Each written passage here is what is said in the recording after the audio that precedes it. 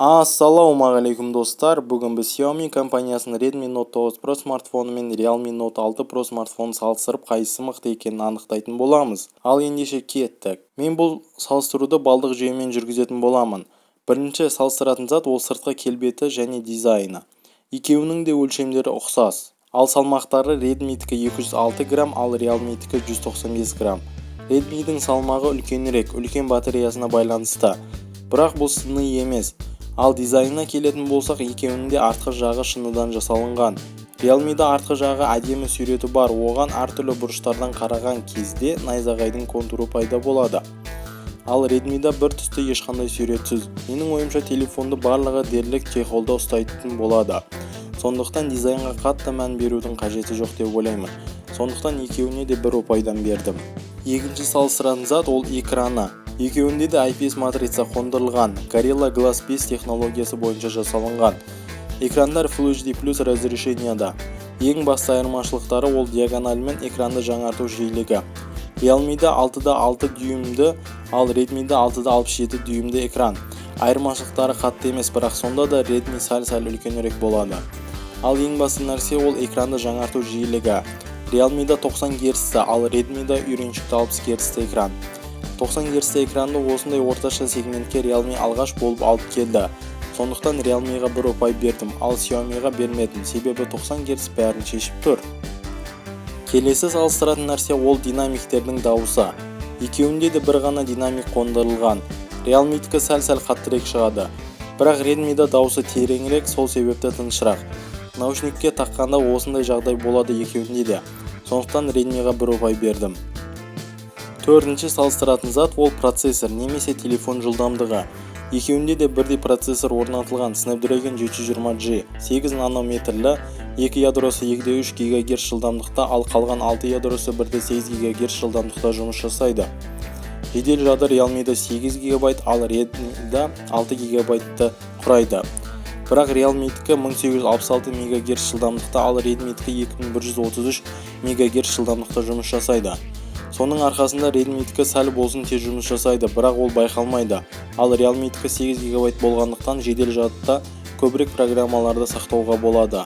Ал өзінің жады екеуінде де 128 ГБ құрайды.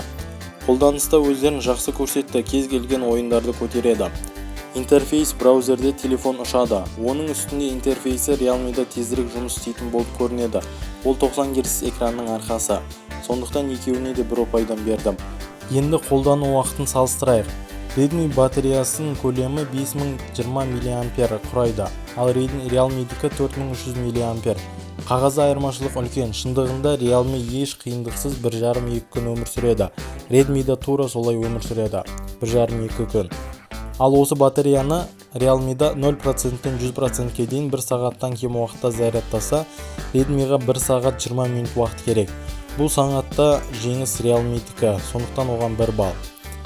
Алтыншы, камераларын салыстырайық. Realme-да 6 камера, ал Redmi-да 5 камерасы бар. Realme-да да, Redmi-да да артында 4 камерадан, ал алдыңғы жағында Realme-да 2 камера, ал Redmi-да 1 камера. Камераларын өзіне келсек, Realme-да 64 мегапиксельді негізгі камера, 8 мегапиксельді кең бұрышты камера, 12 мегапиксельді телевик, және ең соңғысы макросъемкасының модулі бар. Алдыңғы жағында 16 мегапиксельді негізгі камера және 8 мегапиксельді кең бұрышты камерасы бар. Бұның бәрі Realme-да. Ал Redmi-дікіне келсек, 64 мегапиксельді негізгі камера, 8 мегапиксельді кең бұрышты камера және макросъемканың модулі және сенсор глубиныйдың модулі орнатылған. Бұл жерде телевик жоқ. Ал алдыңғы жағында 16 мегапиксельді бір ғана негізгі камерасы бар.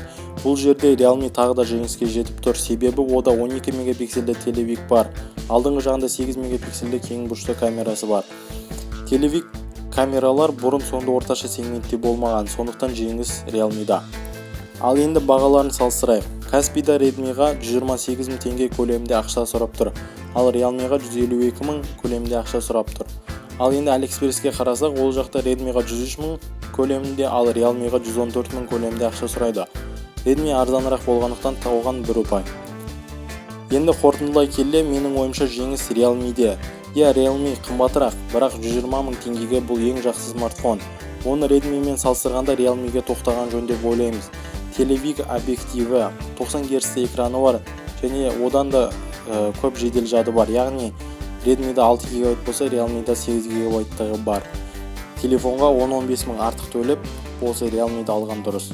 Ал достар, видео ұнаса лайктарыңызды аямай басыңыздар. Пікірге өздеріңіздің ойларыңызды жазыңыздар және де арнаға жазылуды ұмытпаңыздар. Сау болыңыздар.